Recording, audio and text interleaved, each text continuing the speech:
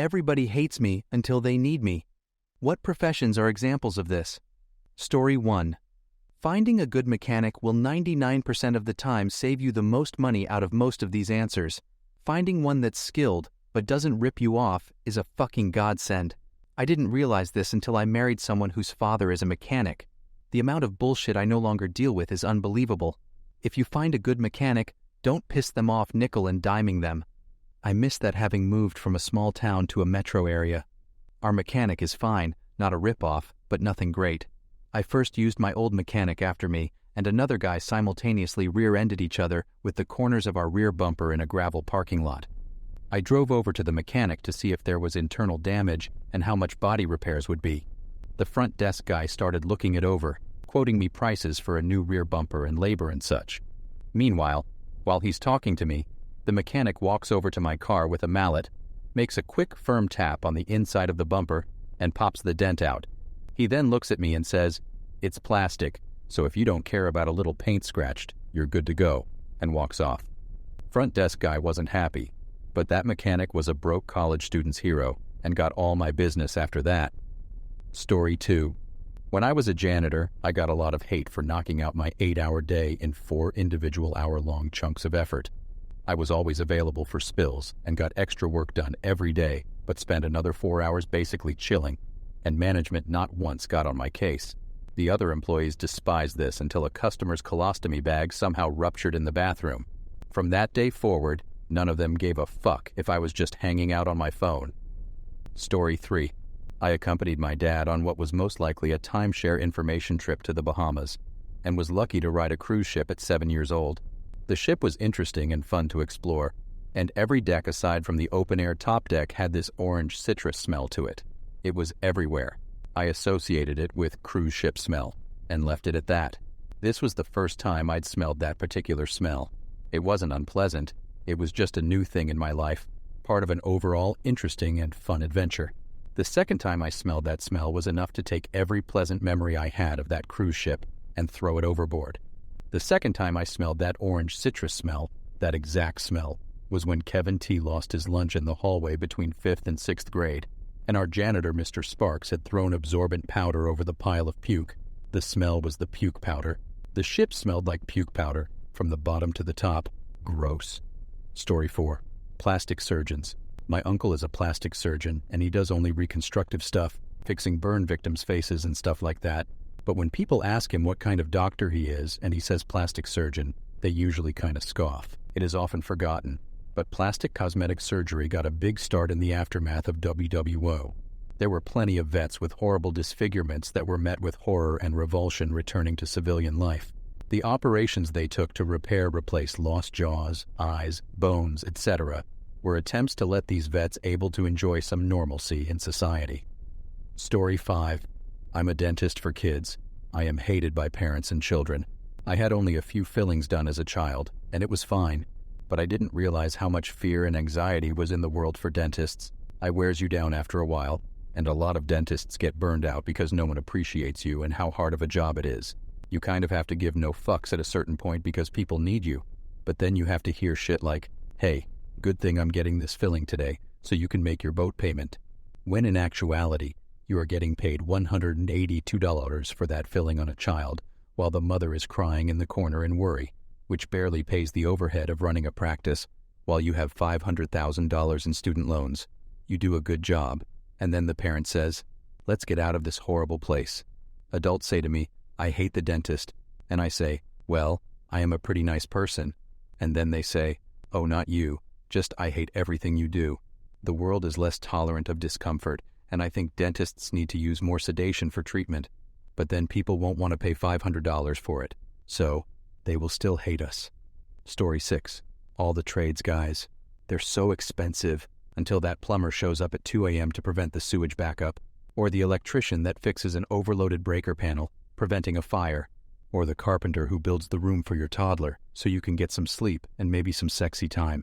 Definitely tradesmen. Story 7. Lawyer is going to be the most common answer to this question by far, but I suppose any licensed service provider could fall into this category given the right context. Plumbers are another good example. Everyone thinks they're scum and crooks until the washing machine breaks down. Electricians, contractors, locksmiths, etc. They all fit this mold. Unless you work with them daily, you're not going to be seeing them very often, and you're only seeing them when there's a problem, so you're primed to be upset by the time they even show up. Psychologically, you associate the plumbing issue with the plumber, when ironically, the plumber is there to fix it.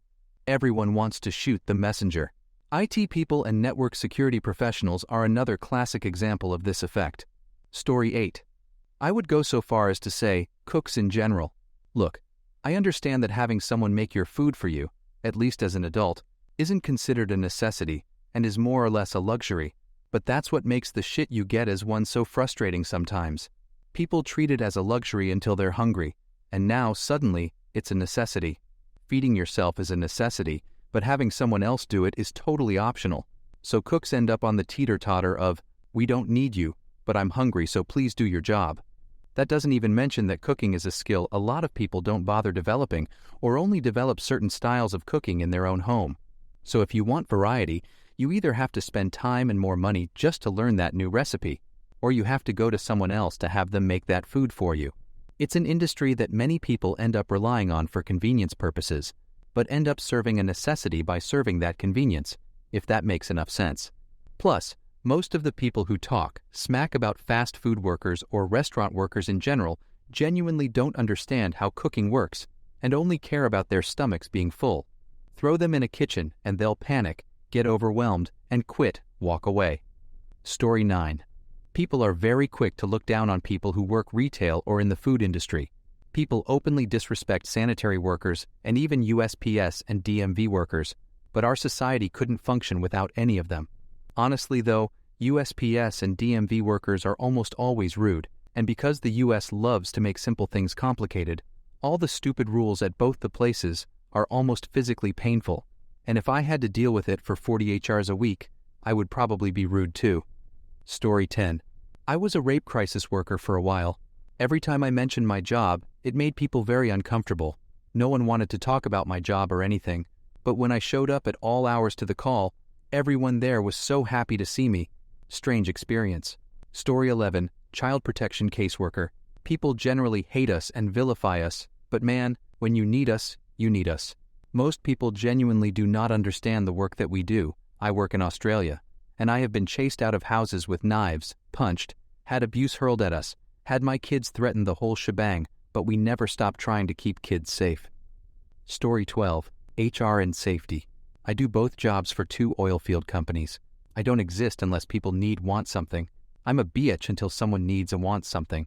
I'm lazy because I work in an office all day, but suddenly I'm the hardest working person when someone needs/wants something. My job has made me hate people. I used to love working with people. Now my phone rings or someone walks into my office and I just hate all of them. I miss working out in the field, getting dirty and covered in oil. I'm grateful I got the opportunity to move up, but I hate the position I got stuck in. Story 13. Paramedics for sure. Doctors and nurses spit on us and treat us like we have no qualifications. The media calls us ambulance drivers or ambulance workers. And whenever there are reports of the healthcare crisis, you rarely hear about medics getting ground into dust due to call volume. It's always about nurses and doctors. TV shows only ever show medics being told what to do by cops, or just plopping a patient on a stretcher then disappearing. The general public votes for policies that make us get paid like shit. Yet, when their family is dying at home or in a ditch, people beg us to help and cheer for us. Story 14. Therapists. I'm a licensed therapist. Even in this comment thread, someone called therapists glorified life coaches, which couldn't be further from the truth. We are significantly more qualified. Everyone wants to shit on therapists until someone gets hurt or hurts themselves, and suddenly, mental health matters. They should have had a therapist. Story 15. Teachers. You might hate us when you were growing up, but goddamn you needed us. And will need in the future if you have a child, you'll want to be the best friend of the teacher of your children. I have a confession to make. When I was a kid, I was an asshole. I've been an asshole, and I used to be rude to them. It doesn't help that I hung out with bad influences either. I was an overall terrible person. In high school, I realized that teachers are so underappreciated, so I redeemed myself and stayed nice with them as much as I can. I started to become so much more respectful and got along with almost all of them.